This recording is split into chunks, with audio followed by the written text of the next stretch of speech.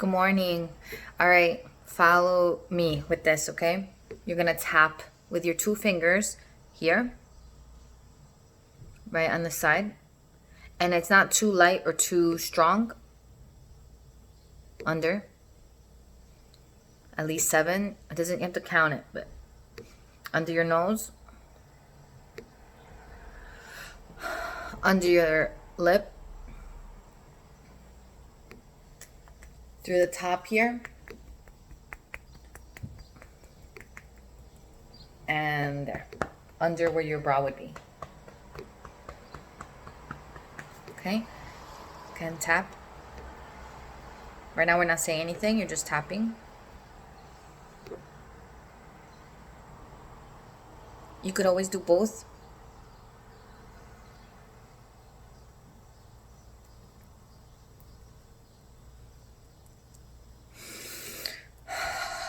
Deep breaths. Sometimes the deep breaths might come on their own naturally. And if they don't, you just take a deep breath when you remember. Right under, and then where your brow should be. Deep breath. Okay, so now you're going to repeat after me, okay? I'm anxious. My test is coming up. It's in a week. I'm trying not to be anxious, but I'm even anxious about being anxious. I'm anxious about my anxiety. I wish I was more confident.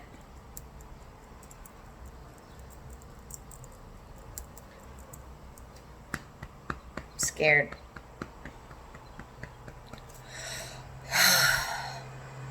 This test, a lot rides on it. A lot of people are watching. I don't want to have to do it again. I don't want to have to do it again. What if I don't pass? What if I don't pass? Now you're going to say things that you want. You can say the same things about what's going on. If not, you could just follow me in silence too.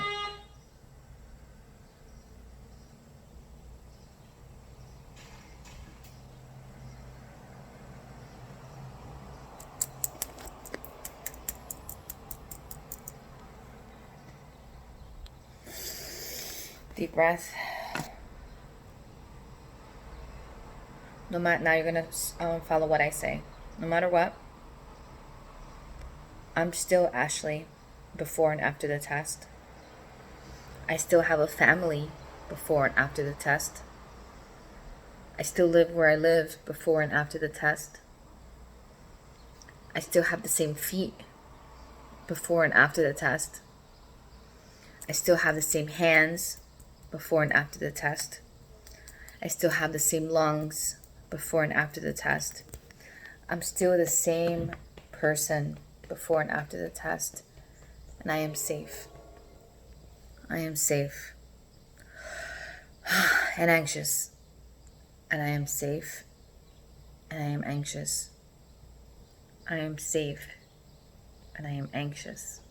And I am safe. And I am anxious. I am safe. And I am safe. Take a deep breath. I'd like you to say positive things now too. Following it, you can say them or stay in silence. We're gonna go one more round.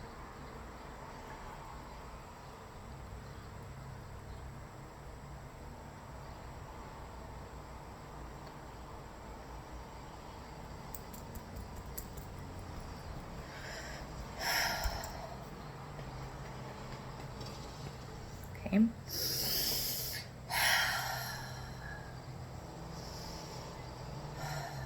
Now go do something you can control.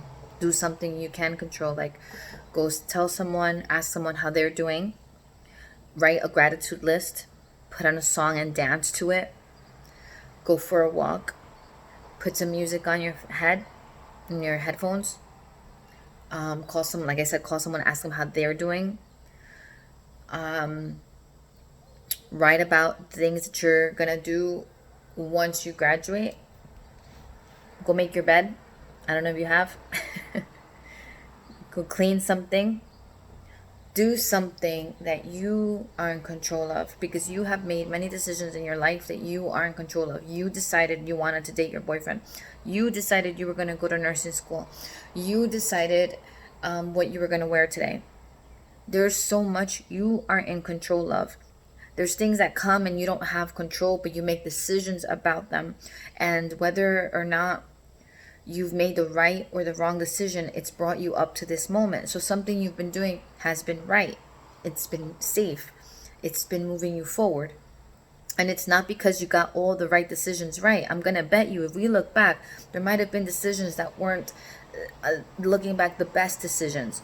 Or you probably didn't do as well as you wanted to. But all the decisions put together as a culmination is what comes out. Not just all the good parts. It's all the parts that make up your life, how it is, of what it is, and they're all necessary. I want you to say this. It's possible I don't pass the test.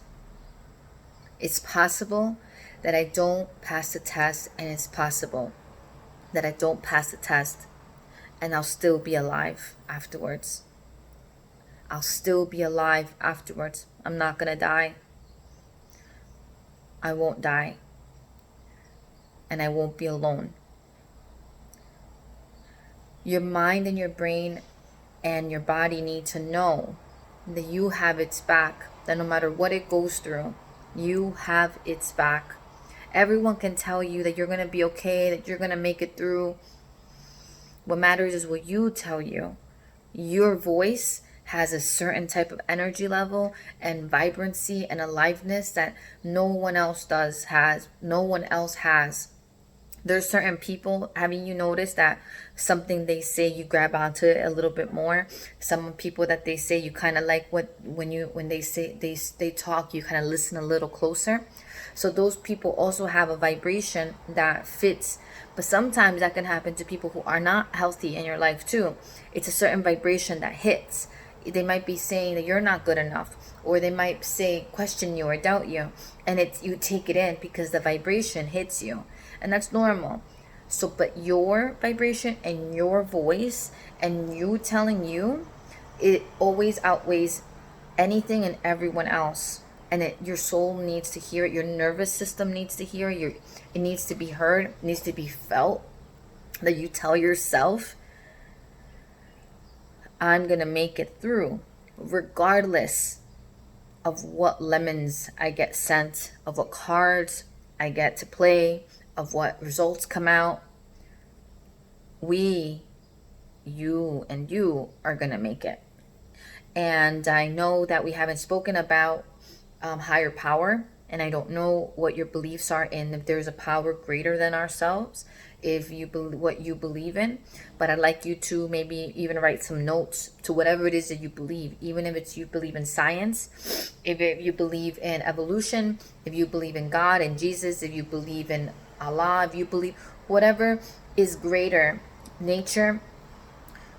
Write a few notes to whoever it is that you, or whatever energy it is that you feel, and say, hey, I'm here. Continue to vibe your energy. Continue to guide me. This is a moment. I need a little extra right now.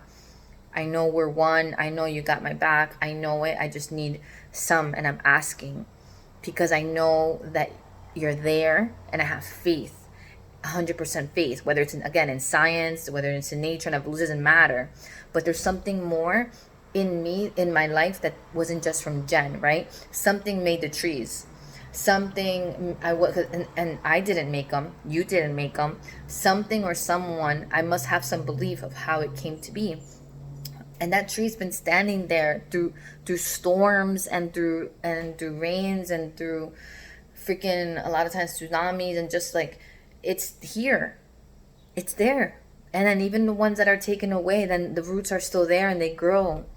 So what I'm trying to say is that something stronger than me is out there. And what if how about I don't know all the answers? How about I don't know how my life is supposed to end up? How do you know 100% you're supposed to pass this NCLEX? I know you want to, but how do you know that that is the right thing that's supposed to happen? We need to trust.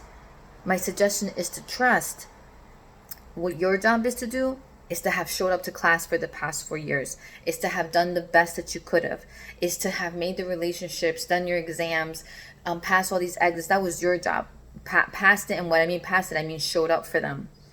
And that's what all you need to do, Ashley, is keep telling yourself, all you need to do is show up, and to keep showing up, because whatever's supposed to happen later is what's supposed to happen later. And trust, like Indiana Jones did in the Temple of Doom or whatever, when he wasn't trusting and there was a bridge and he couldn't see the bridge, but they told him, if you step on the bridge, that's when the bridge will come out. He's like, but there's a like abyss, what if you're wrong? And he's like, they're like, I'm sorry, it's only gonna show up once you walk on it, on an invisible thing. And he did. He walked on it, and then the bridge appeared. And that has always been going on in your life. There's always been something that showed up for you, whether you realize it or not, because you wouldn't have gotten this far with all, just because you had all the right answers, just because everything happened the way it was supposed to happen. I'm sure there's things in your life that happened that you hoped that it didn't, or wished that it didn't, but it's made you the amazing person you are. And it's you that needs to believe that, and it's you that needs to see that. So keep feeling anxious, because this is a big test coming up. This is something big. And you know what's bigger? You are. You're bigger. So this test that needs to be hard, because it's what is it's the standard that they have at this point.